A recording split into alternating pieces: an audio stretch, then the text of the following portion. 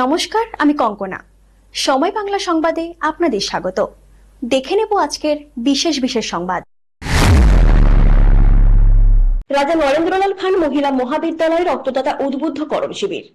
পূর্ব ভারতের অন্যতম সেরা মহিলা মহাবিদ্যালয় মেদিনীপুরের রাজা নরেন্দ্রলাল খান কলেজে অনুষ্ঠিত হলো রক্তদাতা উদ্বুদ্ধকরণ শিবির। মঙ্গলবার বিকেলে কলেজের বিশিআই মেমোরিয়াল সভাগৃহে কলেজের এনএসএস ইউনিটগুলির যৌথ উদ্যোগে আয়োজিত এই শিবিরে কলেজের 2 শতাধিক ছাত্রী অংশগ্রহণ করেন। আলোচক হিসেবে উপস্থিত ছিলেন মেদিনীপুর হোমিওপ্যাথি মেডিকেল কলেজ হাসপাতালের অধ্যাপক বিশিষ্ট চিকিৎসক ডক্টর সুদীপ চৌধুরী ও রক্তদান আন্দোলনের কর্মী শিক্ষক সুদীপ কুমার খাড়া, কলেজের টিচার্স কাউন্সিলের সম্পাদক অধ্যাপক ডক্টর মৃণাল কান্তি পৈরা, এনএসএস এর 4টি ইউনিটের দায়িত্বপ্রাপ্ত প্রোগ্রাম অফিসার অধ্যাপক ডক্টর শেখ সাব্বির হোসেন, অধ্যাপক পার্থ প্রতিম জানা, অধ্যাপিকা থিন্নে ভুটিয়া, অধ্যাপিকা শ্রেয়সী দত্ত প্রমুখ। সভা সঞ্চালনা করেন ডক্টর শেখ সাব্বির হোসেন। আলোচকগণ রক্তদানের বিভিন্ন দিক আলোচনার পাশাপাশি ছাত্রীদের রক্তদানের এগিয়ে আসার আহ্বান জানান। উল্লেখ্য, গ্রীষ্মকালীন রক্তের চাহিদা কিছুটা হলেও মেটাতে এপ্রিলের গোড়াতে কলেজের রক্তদান শিবির অনুষ্ঠিত হবে।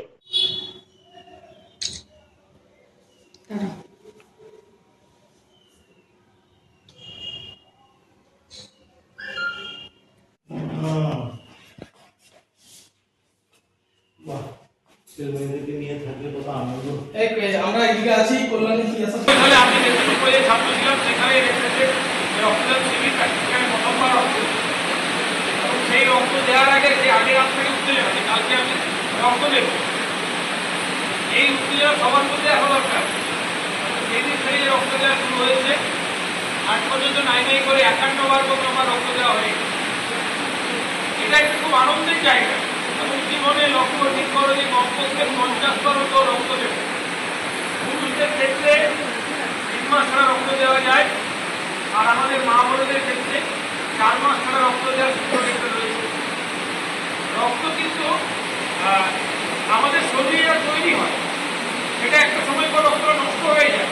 ফলে নষ্ট জিনিসটাকে শরীরে না রেখে সেটা যদি আমি কাউকে দিয়ে দিই এবং তাতে যদি কারো প্রাণ বাঁচে, এর চেয়ে আনন্দের কিছু হতে পারে না।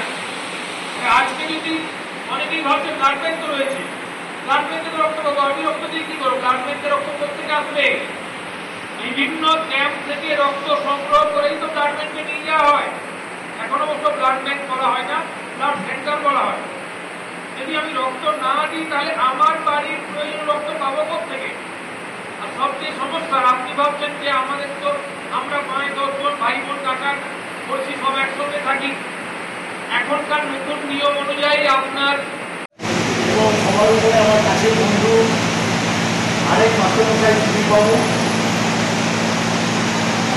ধন্যবাদ জানিয়ে কাউকে আলাদা করে করার মানুষটা একজন অন্যান্য অন্য জগতে আছে, এর পেছনে একটা আবেগ কাজ করছে আমাকে। আবেগ আমি সুবিধা কীভাবে করবো বুঝতে পারছি না। তার পেছনে কারণ হচ্ছে এই কলেজের সঙ্গে আমার একটা ইনডাইরেক্টলি একটা আর্থিক যোগ আছে। আমার নিজেও এই কলেজেরই ছাত্র ছিল 1998 সালে ইংরেজি থেকে এখানে পাস করেছি। এখনই আমি ওখানে বলছিলাম যে তোমার কলেজে বসে আছে, ওই 1998 পর এই কলেজে আর আসেনি, তখন সুযোগ হয়নি। তো ওদের ভাবছি ছবি ছবি তুলে নিয়ে দেখাবো, কিন্তু আমি যে এখনো ঘরে আছি তো এই সুবিধা একটা অসুবিধা করতেছি। যাই হোক, এনএসএস সবাই আমরা জানি এনএসএস সম্পর্কে, যে ন্যাশনাল সোশ্যাল সার্ভিস 1969 তামিলনাড়ুর একজন সোশ্যাল ওয়ার্কার এবং একজন প্রফেসর এডুকেশনিস্ট, যতটুকু সম্ভব আমি বিরাট কিছু জানি না, যদি রক্তকণিকা এখান থেকে ডব্লিউবিসি হোয়াইট ব্লাড কর্পোরেশন এর রক্তকণিকা এখান থেকে প্লেটলেট রক্তকণিকা তৈরি হয়। এবার তৈরি হওয়ার পর ম্যাচিওর হয় কিন্তু ওই 15 মধ্যে, তারপরে সেটা রক্তে আসে। রক্তে এসে আরবিসি তার নিজস্ব কাজ করে, ডব্লিউবিসি তার নিজস্ব কাজ করে, প্লেটলেট তার নিজস্ব কাজ করে। তার মধ্যে ডব্লিউবিসির ভূমিকাও গুরুত্বপূর্ণ।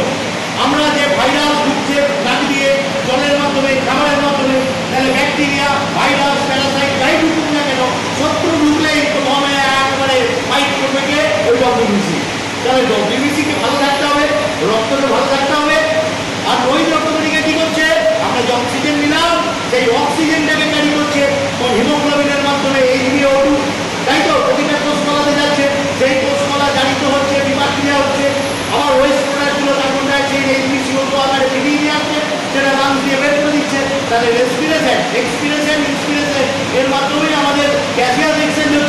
তাহলে দৈহিক রক্তকণিকাও ঠিক রাখতে হবে।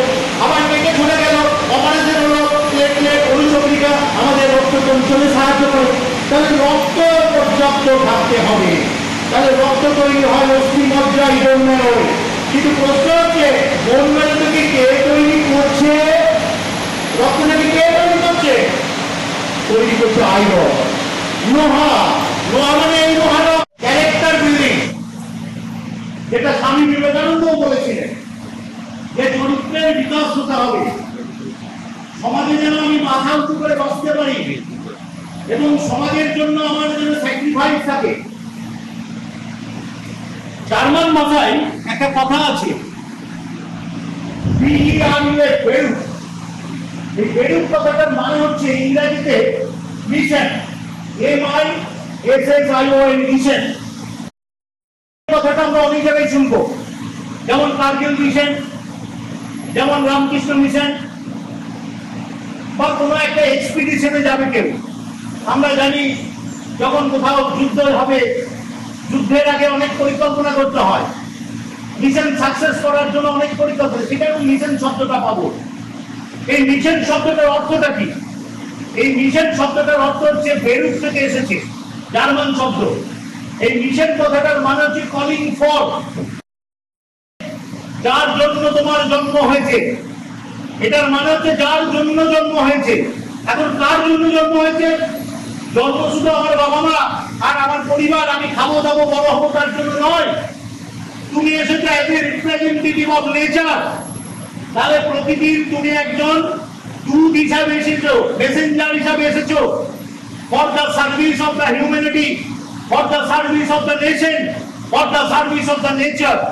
তার একজন 18 বছর বয়সের ছেলে যখন শুরু হচ্ছে যৌবন উদ্যম, সেই সময় থেকে তার পাঠ হবে জীবনে, তখন থেকে তার জীবনের বিল্ডিং, তখন থেকে তার চারিত্রিক বৈশিষ্ট্য এবং মানসিক কাঠামো তৈরি হতে হবে, সেটা দেশের জন্য আমার নিবেদিত প্রাণ।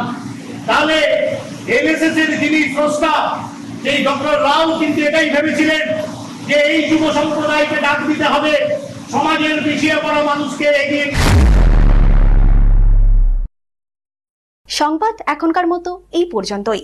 সঙ্গে থাকুন, দেখতে থাকুন সময় বাংলা।